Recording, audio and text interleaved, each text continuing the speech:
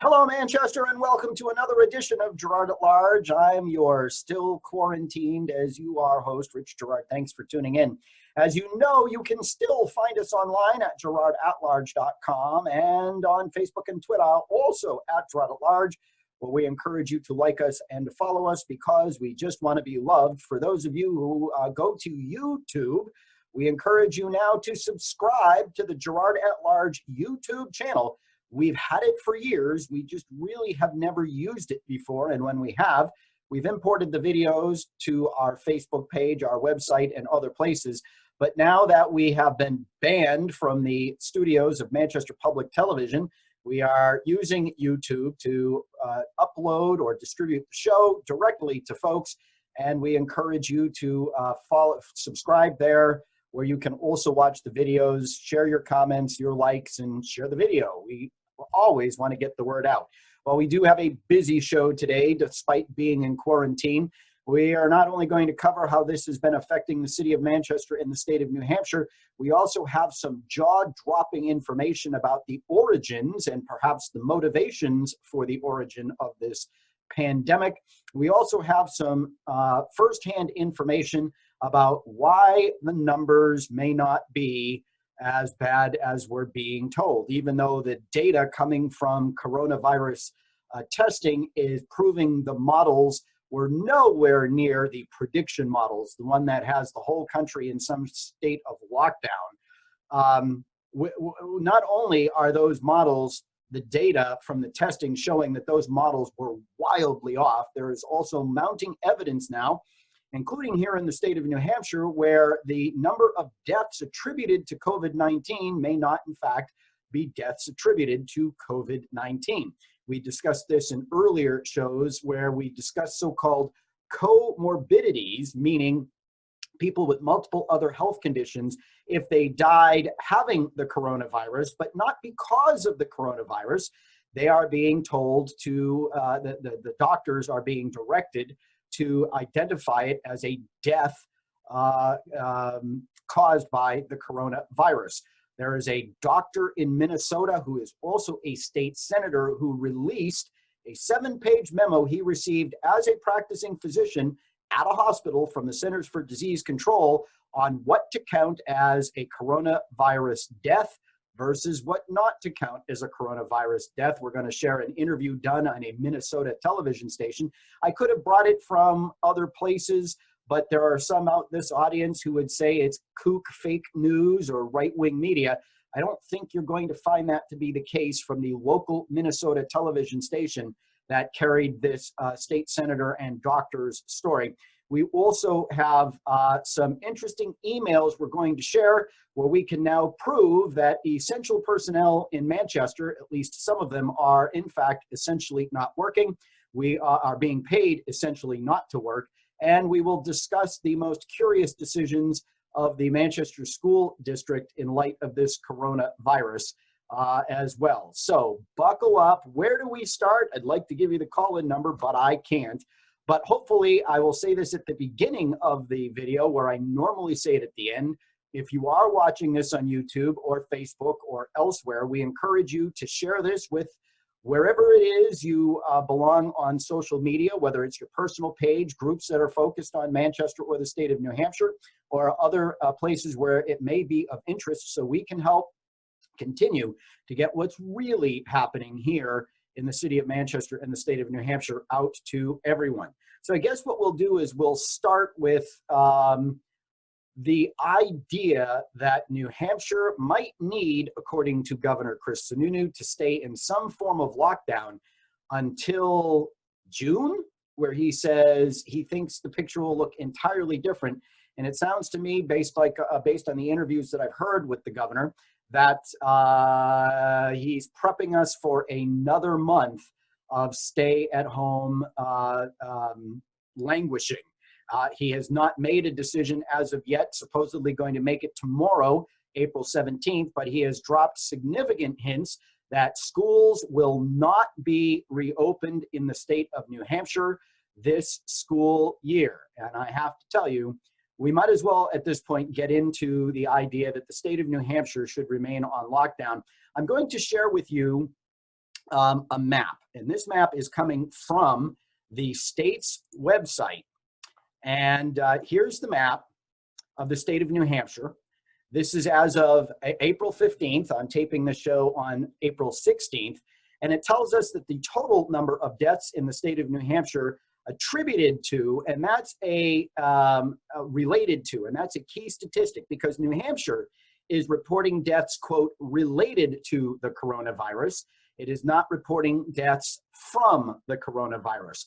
And there is a difference. It means that if you had underlying health conditions that, and you contracted COVID-19, and we're going to get into this a little bit in just a few moments with the doctor from Minnesota, then your death is being attributed to the coronavirus. Now, this might have something to do with how much hospitals get paid by Medicare if they have a coronavirus patient on their hands. The funding from the federal government goes up significantly to hospitals if they report someone with the coronavirus. They'll get paid a flat $13,000 for anybody admitted with the coronavirus. And if that person happens to go on a ventilator, then that skyrockets to $39,000. I believe that's a day, but I'm gonna not bet the farm on that simply because I'm drawing a blank on whether or not it's a daily or a total figure. But the fact of the matter is that COVID-19 is sort of a lucrative thing for the hospitals if they get patients. And before maybe I bring this up, maybe what I ought to do is point out that this coronavirus, no, I'm going to hold off on that. So here we go. This is the state of New Hampshire, as you can see, okay? Everything that's white has got no cases. Everything that's this beige, this little pink thing, and I'm going to blow this up a bit so that people can get a closer look and make sure they can distinguish the colors. This sort of pale pink is 1 to 4 cases in each community, 5 to 9 cases for the peach color, 10 to 19 cases for the peach color, the darker peach, 20 to 49 cases for the orange, and then 50 plus cases is a sort of brownish color. So we do not have 1 case of COVID-19 in Coos County, which is right here. Why would Governor Sununu insist on keeping Coos County closed for business? Why would they remain on a lockdown order in Coos County if they don't have a single case in the entire county? In Carroll County, you've got 2 communities that have between 5 and 9 cases of COVID-19. The Kung Fu flu, the Wuhan flu, the Chinese flu. Yes, I'm blowing dog whistles so you can all trash my racist motivations. Don't get me started on the list of things that are named for the place where they came from. But Bartlett and Conway, between the 2 of them, have fewer than 20 cases of COVID-19. Is there any reason why Carroll County needs to continue to be under lockdown? Grafton County has got not 1 case in any town except Lebanon and Hanover. What's in Lebanon and Hanover? The Dartmouth Hitchcock Hospital and the staff that gets exposed to the patients there. Remember that knucklehead professor from Dartmouth who was told to self-quarantine after being identified with the coronavirus, but decided to go to a Tuck School of Business, Tuck School being the business school at Dartmouth, function with more than 200 people, including 40 doctors? Yeah, I'm thinking that some of that has to do with that. So why in God's name would Grafton County remain on a lockdown order? Belknap County, that's Laconia and Guilford, Belknap County, each of them with fewer than 10 cases. Why would Belknap County be considered and worthy of quarantine? I'm thinking they aren't. Not a single case in Sullivan County, that's west central New Hampshire.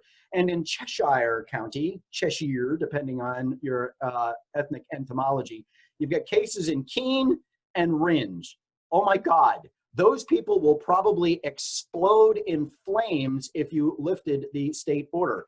Then we come over here to eastern New Hampshire, and we have Stratford County with Dover having between 20 and 49 cases, Rochester, Barrington, and, oh, I can't read that. Hold on. Rochester, Barrington, and Somersworth. I should know that. And Durham. Oh, that's right. Durham, for those of you who live in Windham, but don't live in Pelham or Gorham. Anyway, they've got, fewer than, what is the number? Fewer than 9 cases in those 3 communities, and between 20 and 49 in Dover. I'm not thinking that Stratford County is in any real danger. Then we come to, let's look at Merrimack County. There are 4 communities in Merrimack County that have got cases. The city of Concord with 20 to 49, Hooksett with between 10 and 19, Pembroke and Bow with between 5 and 9. That might be light enough to be 1 and 4. I don't think Merrimack County is in any particular danger, do you? Which leaves us with the southeast counties, or the south central county of Hillsborough and the southeast county of Rockingham. Rockingham County, clearly the epicenter of this virus in the state of New Hampshire. But when we take a look at that, calling it clearly the epicenter, we're looking at the vast majority of communities having either between 0 and 10 or 0 and 9 cases of COVID-19. And but the larger communities of Derry, Londonderry, Windham, and Salem with anywhere from 20 to 49 or over 50 cases. And then you come into the Hillsborough County, where you've got Manchester, Goffstown, Bedford, Merrimack, Litchfield, Nashua, Hudson, Pelham. You know what this is, folks? This is the I-93 corridor is what this is.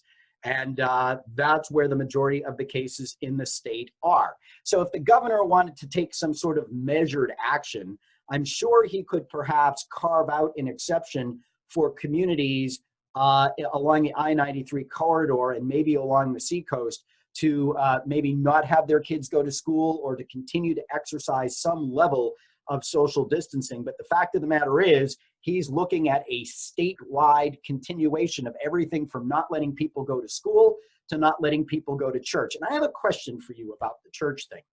If if we can go grocery shopping and somehow manage to social distance, if we can do that, why can't we go to church? Now, for as much as I would like to see more people in the pews of the place where I go to church, the fact of the matter is the normal congregation that goes to church could very easily sit with their families 6 feet away from any other person or family in the church without having an impact on the mass. Sure, Father Mo would probably have to open up the balcony for a couple of the masses, or the side balconies where people could have more space to be socially distant from each other. But why can I spend a couple hours in a grocery store, and believe me, these days I have to, but not be able to go to church?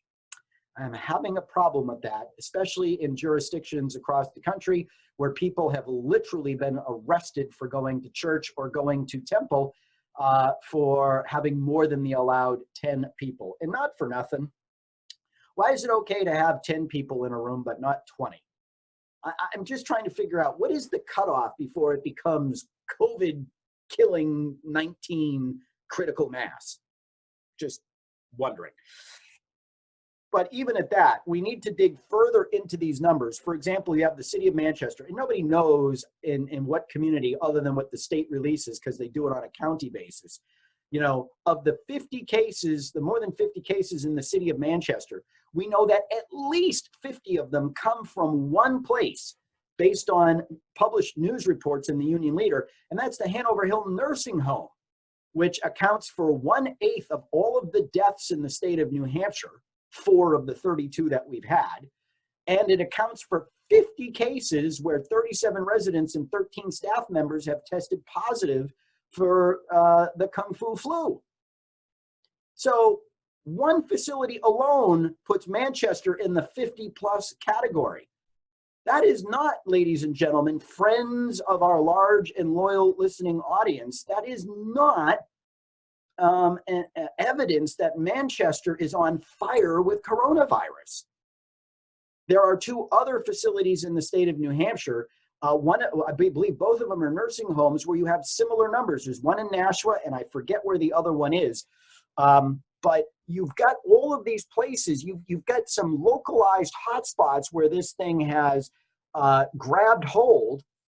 But between the three of them, almost a tenth of the cases in the entire state of New Hampshire are coming from three residential long-term care facilities. Hello? That does not mean the state is in any particular danger. Meanwhile, it's only recently been announced that long-term care facilities where these things are particularly dangerous when they spread and particularly likely to spread are finally going to have testing of all of the residents and the employees.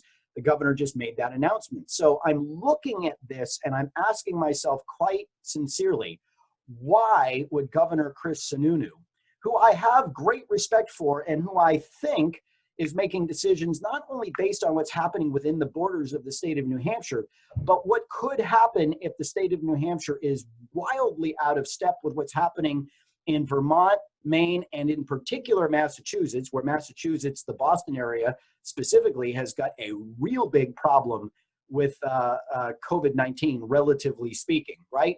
I understand the governor's concern about keeping things open here in the state of New Hampshire so that people can come from south of the border and potentially bring the virus with them. But by the same token, this is the governor who refuses to close state parks. I agree with that decision.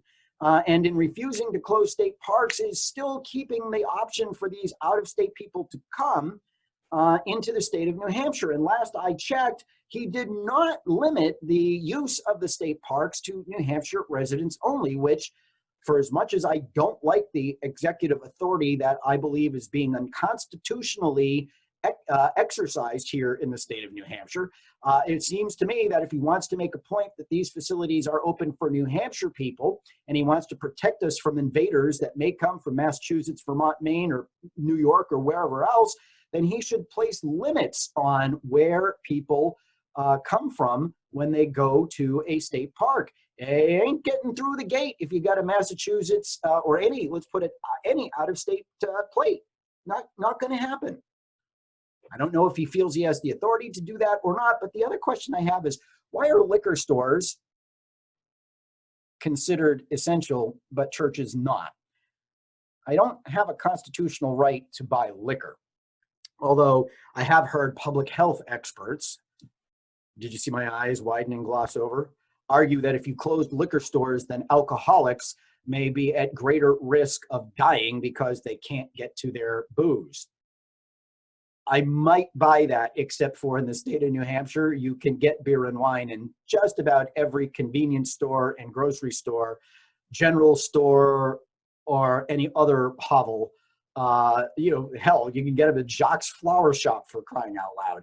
So, and with restaurants being allowed to deliver alcohol now when they do their deliveries, or allow you to take out drinks when you pick up your stuff, I'm thinking that the booze hounds will pretty much have the ability to get whatever liquor they want, however they want to get it. You don't need to keep the state liquor stores, but I forget the state liquor stores create a lot of revenue for the state, and the state, since it's shut down the economy, very well might be looking for that. And the other thing that I think the governor maybe needs to take a look at while we're at it is, people are being allowed to defer, for example, their payments for rooms and meals tax and various other taxes.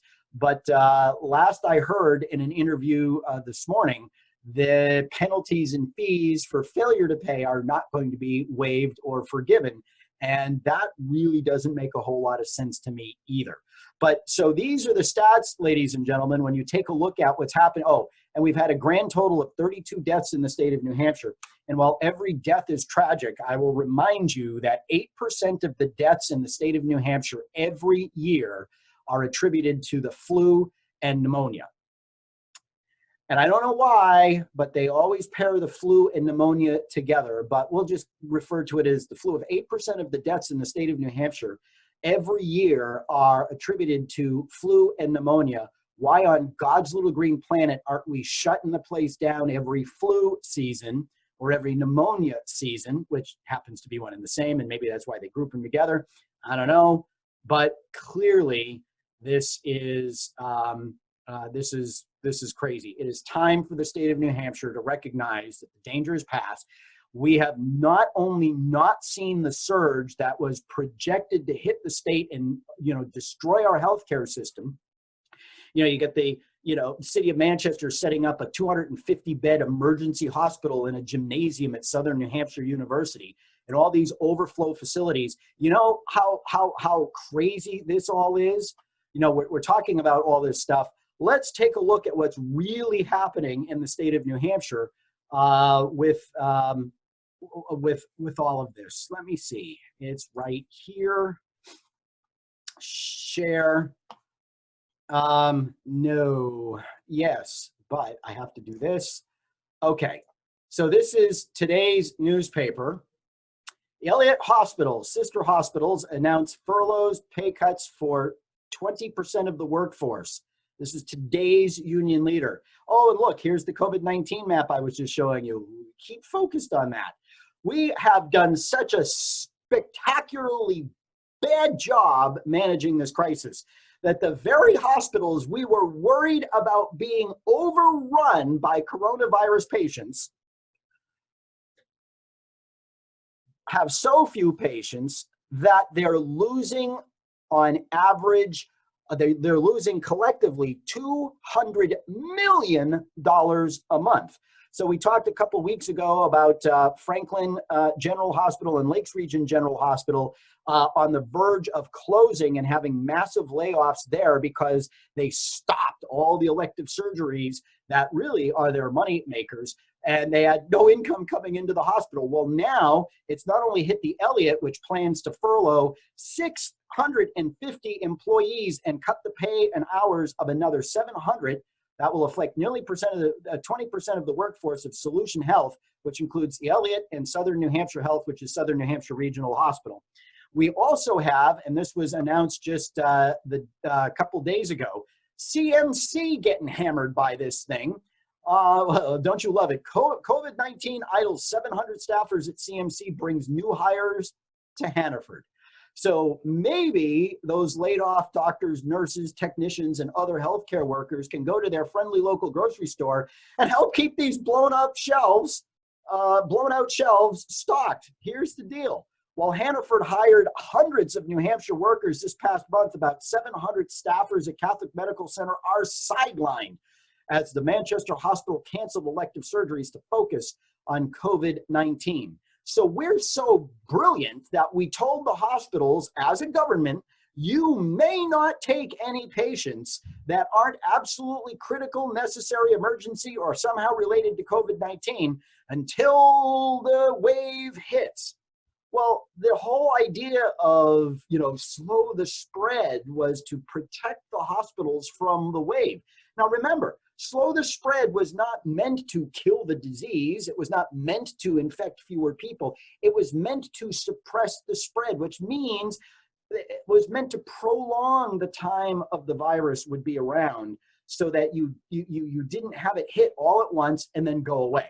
In a way, the government is handling this the same way it handled the financial crisis back in 2007, 2008. Remember TARP and bailing out the banks and everything else, and the whole too big to fail thing? Let me tell you something, folks. History is going to record that as one of the greatest financial catastrophes to ever hit the United States. The only thing bigger than that catastrophe would have been the Great Depression, and what's happening now, which I predict is going to be worse than the Great Depression. It is now 22 million Americans have lost their jobs in a month as a result of this, social distancing and all of the orders that non-essential businesses be closed. 22 million. In the state of New Hampshire, we're pushing 150,000 of our fellow citizens have lost their jobs as a result of this virus. And many of the jobs that have been lost will never come back because the government simply will not be able to put enough money into those businesses to keep them from closing. And more importantly, many of the jobs require discretionary spending. They require people to leave their homes, go to the movies, go out to dinner, go to the skating rink, whatever it is. And we have caused such a deep psychological trauma. And you know how fearful people are? Here I am. You can see I'm in my office. I'm an essential worker because I'm an investment advisor and the markets are open, so I get to go to work. And this normally bustling place is down to a couple brave hands full of people who continue to come to work. One of the fellows who has his office here the other day read me the riot act because walking through a 5-foot passageway from one room to another in the hallway, I didn't, quote, properly social distance.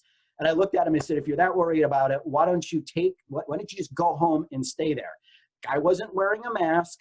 Guy could have gone in another direction because I was going into the kitchenette where he was in, where he could have stayed where he was rather than walking toward me so he could give me hell about social distancing. But no, he didn't do any of that.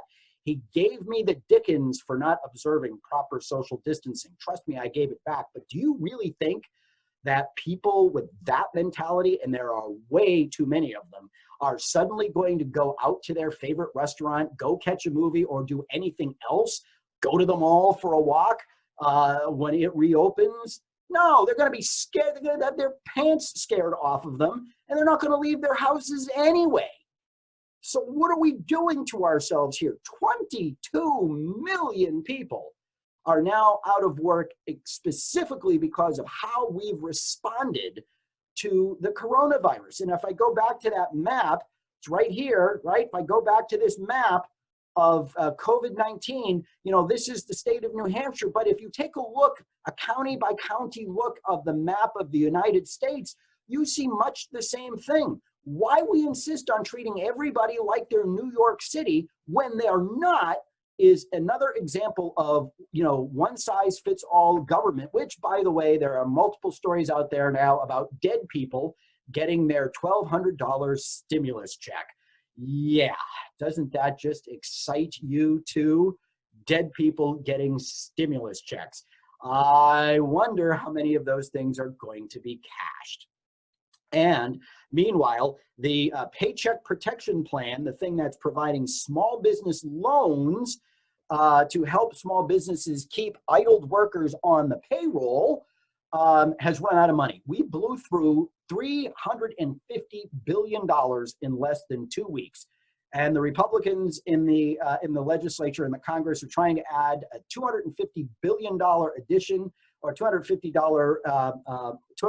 billion more to that account. But the Democrats, Nancy Pelosi, Chuck U. Schumer, and all of San Fran Nan, all the rest of them, are refusing to just add more money to a plan that they already voted for, however bad the plan is, until and unless they get a whole laundry list of unrelated things that they want stuffed into the bill. I applaud the president for making the threat that he made yesterday at the press conference, where he said if Congress does not act, he will exercise his constitutional authority to disband this session and send them home, where he can use the emergency powers that he has to otherwise fill positions and do what needs to be done to address this virus. The politics are out of hand, and Congressman Chris Pappas, a restaurant owner himself, ought to be ashamed that he continues to play with San Fran Nan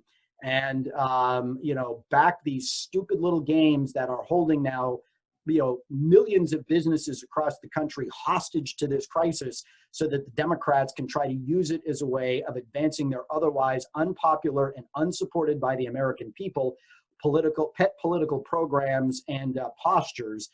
Do we really need to force every state in the country to allow mail-in voting this November and a funding bill over the coronavirus? Besides, this thing is supposed to go away, right? This from the people who told us otherwise. All right.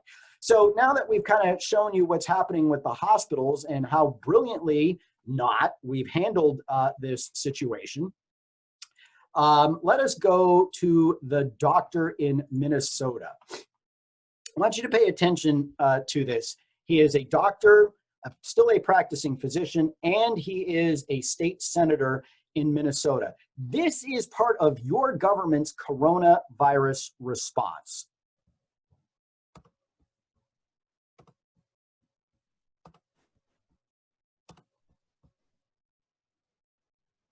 You just said, I think is critically important. Can you repeat what you just said, please?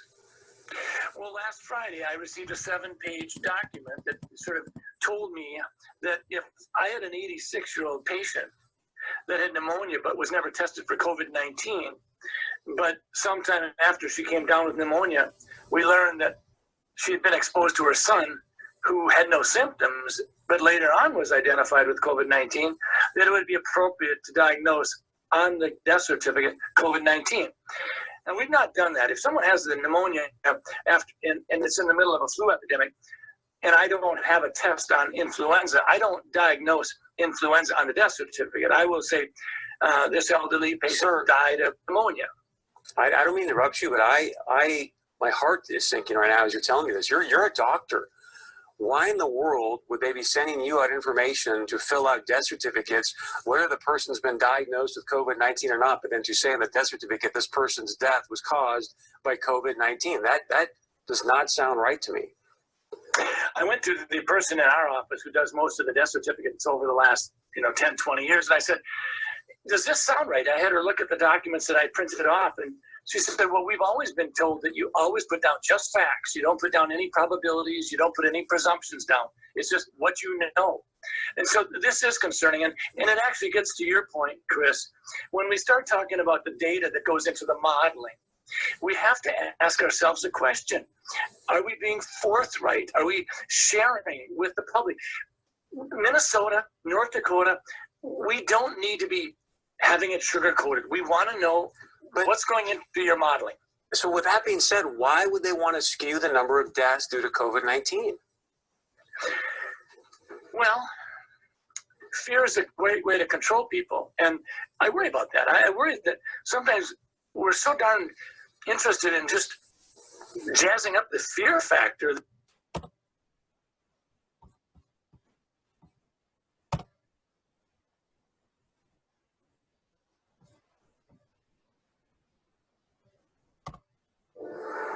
We live in... Fear is a great way of controlling people. And that is the truth. And if you take a look at what all this has been about, it's been the fear, the what if, and they've created these situations where they get to say, oh, because of social distancing and practically poisoning yourself with hand sanitizer, et cetera, look how we slowed the spread, how we flattened the curve, how we did this, how we did that. Notice it's not how we got rid of the virus. It's how we slowed the spread, which is to say it's still going to spread, and it's probably still going to hit as many people as it would have hit. It's just going to do it over a period, say, of years rather than a period of months or weeks. This, folks, just really isn't making any sense to me. But now you know. And this doctor, by the way, has done a number of national interviews now. Fox News has picked it up. He was on with Laura Ingraham of the Ingraham Angle. Brett Baer of Fox News, I believe, wrote a story about this. Other places, mostly considered conservative media outlets, have picked up this story. But the fact of the matter is it started in Minnesota as a local story and then got picked up nationally by other outlets. So if that's happening in Minnesota because of the Center for Disease Control guidance on what to do with COVID-19, you can bet that's what's happening here. And that's why when you hear about corona-related deaths in the state of New Hampshire, you never hear them come out and say they were killed outright by the coronavirus.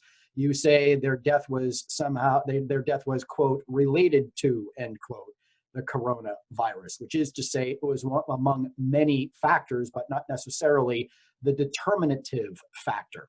And once again, if you take a look at the death statistics, notably in New York City, which you've seen as coronavirus deaths have risen, you've seen deaths from other causes plummet, which means if there's, quote, as Dr. Deborah Birx, who often speaks at the daily press conferences with the president, where there are, quote, comorbidities, in other words, underlying circumstances, they're directly attributing the death to COVID-19, regardless of whether or not COVID-19 was in fact what killed them.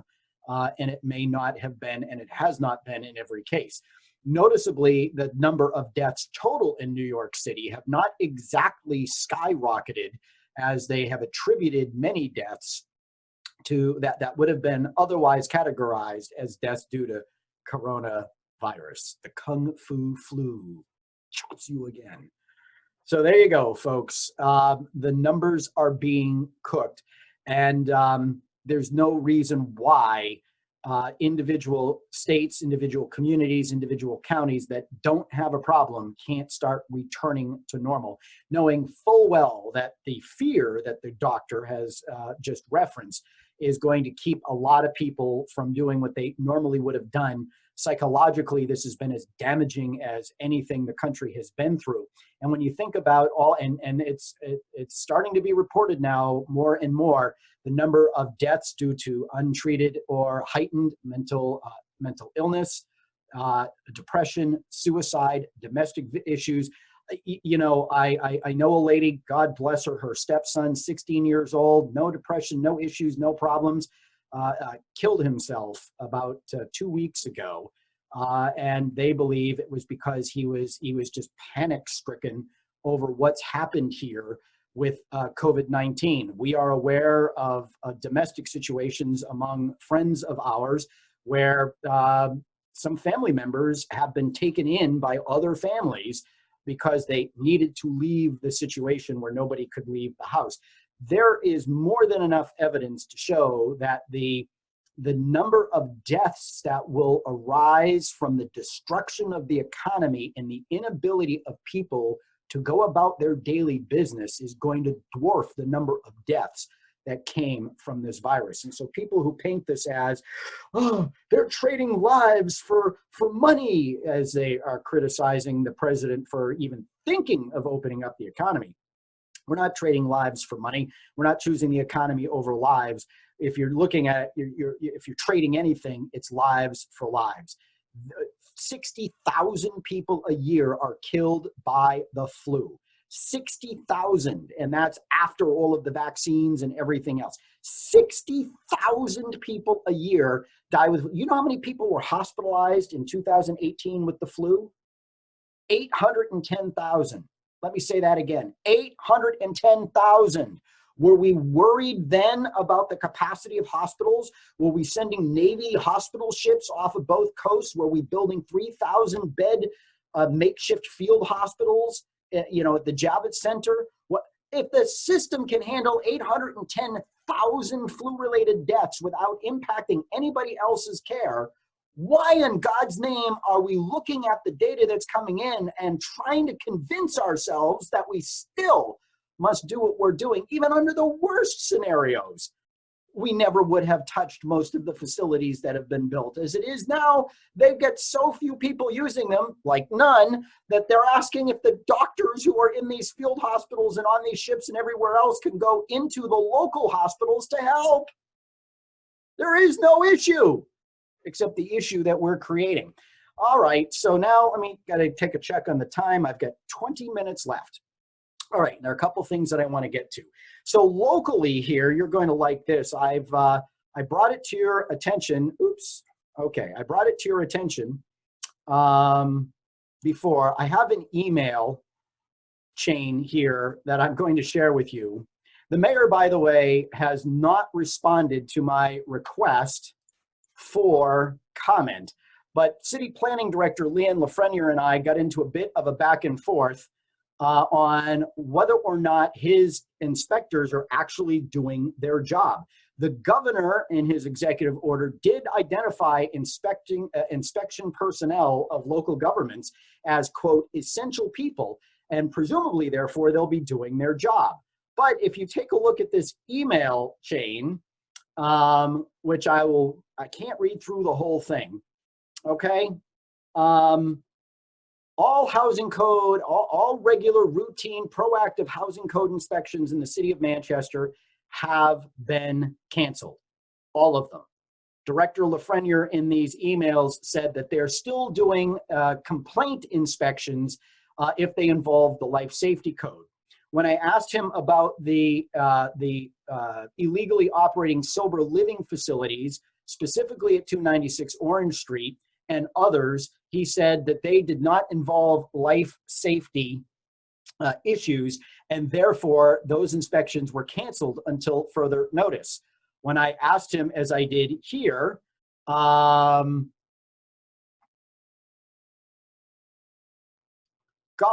email you say complaints are being investigated, and this one you say there are delays. If routine inspections aren't being done, why would there be any delays? Let's use 296 as an example. He said, in that email I sent to you, I stipulated that the focus of housing code enforcement would be on life safety related issues. The previously scheduled inspection at this address was canceled due to circumstances. It will be rescheduled when it is determined prudent to continue activities of this nature. So I responded, having 11 people in a live in a 3-bedroom single-family home isn't a life safety issue. Newsflash, it is a clear violation of the life safety code. And Mr. Lafreniere, he understands my frustration. However, he's sure I must realize the significant impacts to services represented by the current declarations of emergency. As I stated earlier, this inspection will be rescheduled as soon as I determine it is safe to do so. The governor, I replied, specifically identified inspectors who do this work as essential. If they're not doing their essential job until you deem it safe, why are they still on the payroll? Can they not wear masks and gloves, use hand sanitizer, and keep a safe distance from others while conducting inspections? Here's the reply. This is the money shot. I'm not going to debate with you the merits of maintaining the safety of my staff and or the public, nor the recommended protocols we have implemented to protect everyone involved, which appear to be don't do any inspections. I sent it to the mayor. Care to comment on essential personnel essentially getting paid to not do their job? The mayor has not responded, and I sent this to her a week ago on April 9th. So in the city of Manchester, apparently essential personnel are essentially getting paid to stay home. Yes, the trash is being picked up. Yes, the arborist for the city finally did come out, take a look at that dangerous tree, and lo and behold, the tree is actually dangerous. I'm still waiting for them, however, to come and take it down. It was more than a week ago that they said they were going to do that, but it is yet to be done. So God knows whether or not the essential personnel are going to take down the dangerous tree. And as I said to the public works director, and he laughed, he was pretty good about it. I said, you know, yeah, the tree is diseased, but it doesn't have coronavirus. What's the issue here? So in Manchester, you know, here we have it. People that the governor has specifically said are essential and should be doing their work. The local authorities have said, oh, it's too dangerous for us to do our work. But the Board of Mayor and Aldermen has refused to furlough or lay any of them off. And they get to not only collect their full pay, they get to accrue their sick time, they get to accrue their vacation time. They don't have to use any of their sick or vacation or personal time for these days off. And God knows how long it will take for them to get caught up, because by the time I'm sure they get back to work, it'll be summertime and everybody will be taking their vacations. So once again, you know, we here who pay the bills and live in the private. So if the guy at the grocery store, Mr. Lafreniere, who's bagging groceries or taking, you know, cashiering or stocking shelves, if they can go, you know, unprotected into the grocery store and deal with all kinds of random people, okay? They're wearing in some cases masks, they're wearing in some cases gloves, they're wearing in some cases both. They're behind protective barriers if they're at the cashier register, et cetera, et cetera. If those people, if the post office, if the people who work, you know, loading, delivering packages for UPS, et cetera, if they can all go to work and do their jobs, why can't your employees do the same? Is it any less dangerous for the people at the grocery store or the pharmacy or UPS or the post office or any of those folks than it is for your inspectors? I think the city of Manchester needs to ask itself a fundamental question, and that is, how long does it expect to pay people to not do their job? And if they aren't doing their job, perhaps they will explain what exactly it is they're doing in exchange for the pay that they're getting while they're not doing their job. Maybe that's a question I should ask Director Lafreniere to see whether or not I'm going to be refused an answer. How about that? And then we have the schools. So the schools send out a survey, And they report in an email, I got the email as a parent, because I still have a daughter in high school, that 62% of parents who responded to the survey said they did not want April vacation. Cancel it, give my kids the instruction. 51% of the students who answered said, cancel our vacation, we want to continue with our classes. However, the staff, AKA the teachers, overwhelmingly did not want to continue with classes. The people who got an extra week off, I should say an extra week without kids while they were learning how to do remote learning, okay? Because the teachers did not want to give up vacation. The parents and the students who said, get rid of it, be damned, we're going to have April vacation. Well, in a city where the mayor has ordered playgrounds closed, but not parks, what exactly is the point of ordering a playground closed?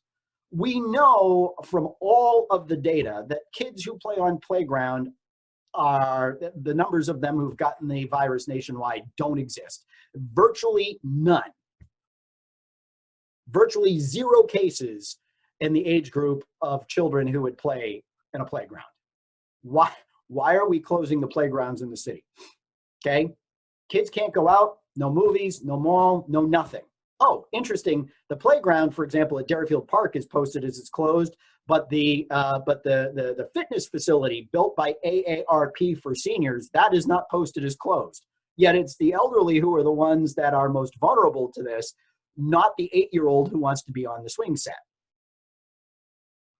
So we're going to have, and Goldhardt, the superintendent, talks about, well, it's been a great opportunity for parents to have a staycation with their children.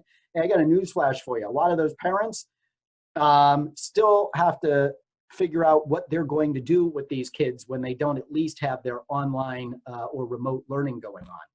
So once again, another example of how the district seems to operate for the benefit of of the teachers and is cautious, errs on the side of doing what they demand.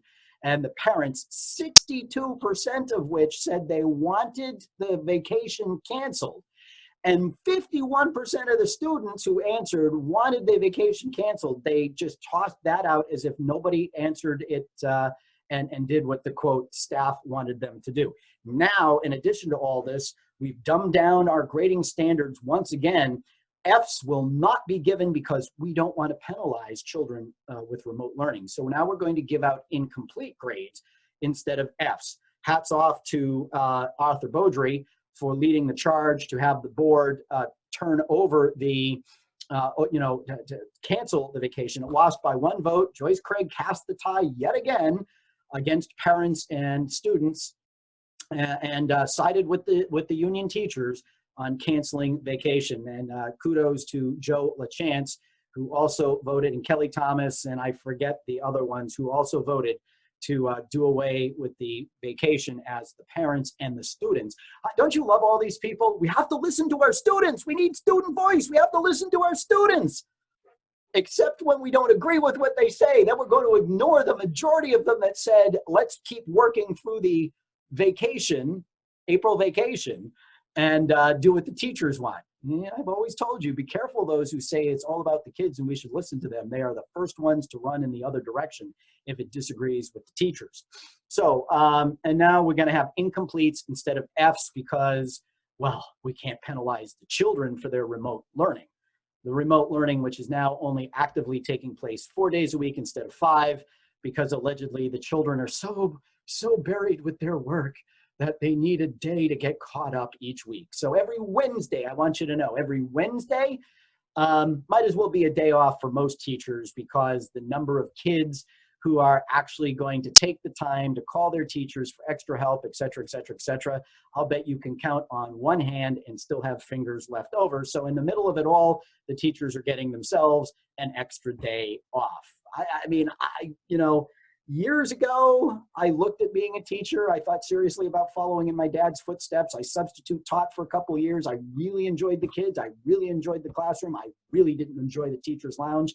And ultimately, that's why I didn't go into teaching. But maybe I made a mistake because you know what? I could be making, 70 grand a year now as a teacher and having all those bennies accrued to it all these many years later.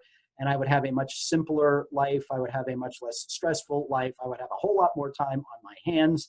And yeah, I realized that this is going to be Girard hates teachers. But hey, it is what it is. All right. So now something had been bothering me about the president's daily press conferences, and multiple times he made reference, getting back to the coronavirus thing on a national level, to he believed China would continue to honor its commitments to buy $250 billion worth of goods in the trade deal he finalized last October, November, and move forward. And I wondered to myself, why does he continue to make reference to this? Why would China all of a sudden abdicate its commitments and the trade deal that was negotiated? And then a friend of mine, sent me this video. Now it's 5 minutes, and I want you to watch. First, I want you to know who it's from. The person it's from, her name is Danielle DiMartino Booth. She is the CEO and chief strategist for Quill Intelligence. It's a research analytics firm celebrating its anniversary, the daily, okay. Here's the money shot. Here's what I want you to see down here, the last two paragraphs. Prior to Quill, DiMartino Booth spent 9 years at the Federal Reserve Bank of Dallas, where she served as an advisor to President Richard W. Fisher throughout the financial crisis until his retirement in 2015. Her work at the Fed focused on financial stability and the efficacy of unconventional monetary policy. She began her career in New York at Credit Suisse and Donaldson, Lufkin, and Girard, where she worked in the fixed income, public equity, and private sector markets. She earned her BBA as a College of Business scholar at the University of Texas in San Antonio. She holds an MBA in finance and international business from the University of Texas at Austin, and an MS in journalism from Columbia University. So she is a very learned lady, and more importantly, she has direct experience with the Federal Reserve. She's written a book called Fed Up. It's a bestseller. I haven't read it, but I'm going to. And she has firsthand knowledge of the investment world. So this lady recently did an interview, and she has been featured, and I should have read this from her bio. Let me read this from her bio too. This is from LinkedIn. She appeared on financial sources such as Bloomberg, CNBC, Fox Business, Institutional Investor, Yahoo Finance, The Wall Street Journal, Market Watch, Seeking Alpha, TD Ameritrade, TheStreet.com, and more. So she is a very sought after analyst, speaker. She understands markets, and if she understands finance, she understands government, she understands all of this stuff.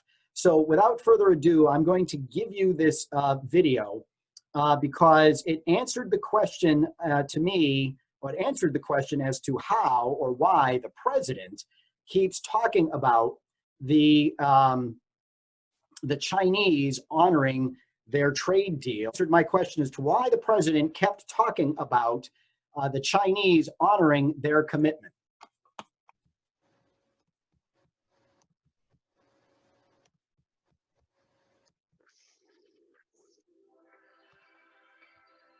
How much of this do you think is coronavirus and, you know, whatever's going on with U.S. and China? How much of this do you think is China saying, you know what, screw you, U.S., you're playing this hardball with me, I'm going to come and bully you in a whole different way that you won't even pay attention to it? How much credibility do you give to that? 5%? 1%?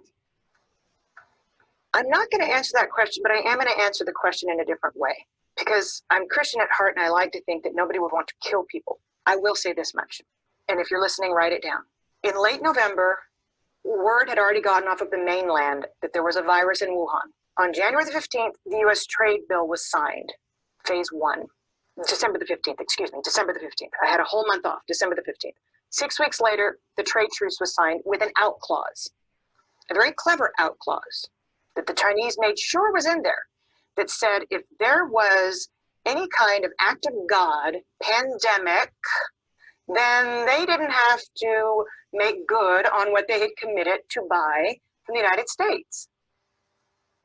Within days, they announced the first coronavirus. So did the Chinese know damn well that this thing was running around the world for 6 weeks before they shut down Wuhan? Yes, they did. Is that criminal? Yes, it is. Does it deserve to go in front of a world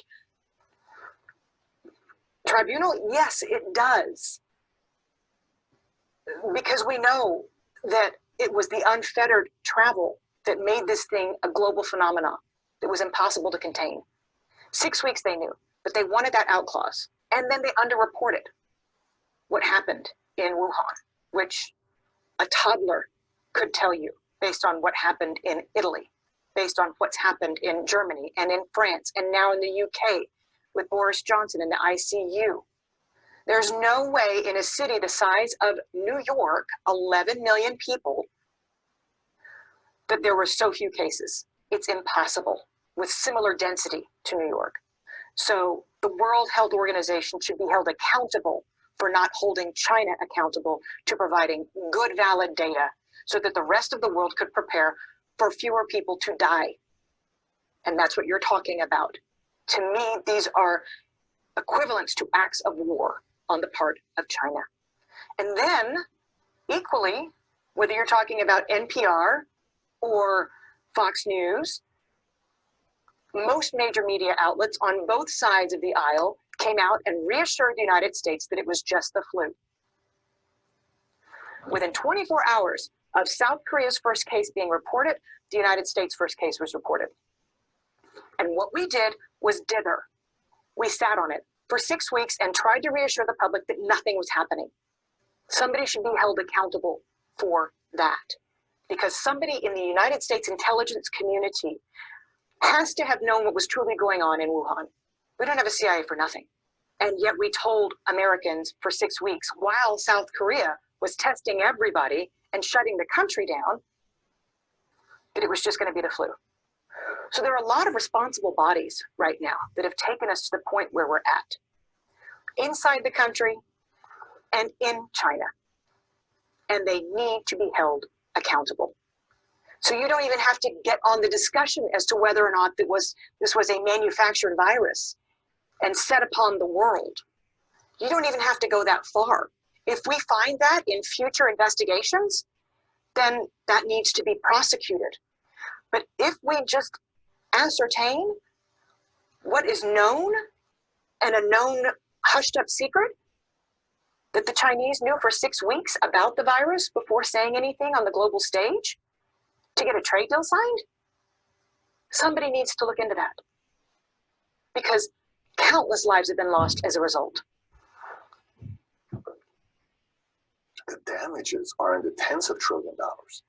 We're not talking about small here, if that's the case. No, we're not. And we're talking about people losing their family members, and we're talking about trillions of, we're talking about suicides in the future. We're talking about economic hardship.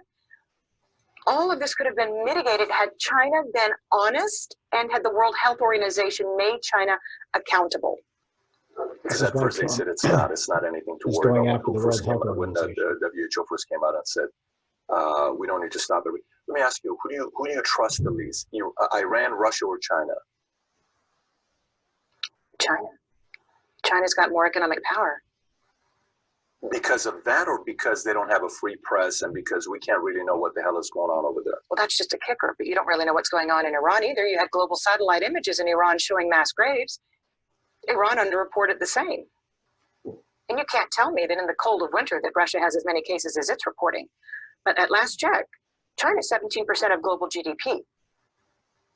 They can throw more money around than anybody else. And you just mentioned two of their allies, by the way. So that's why I asked it the way I did. And the largest contiguous land border on the planet, by the way, between Russia and China.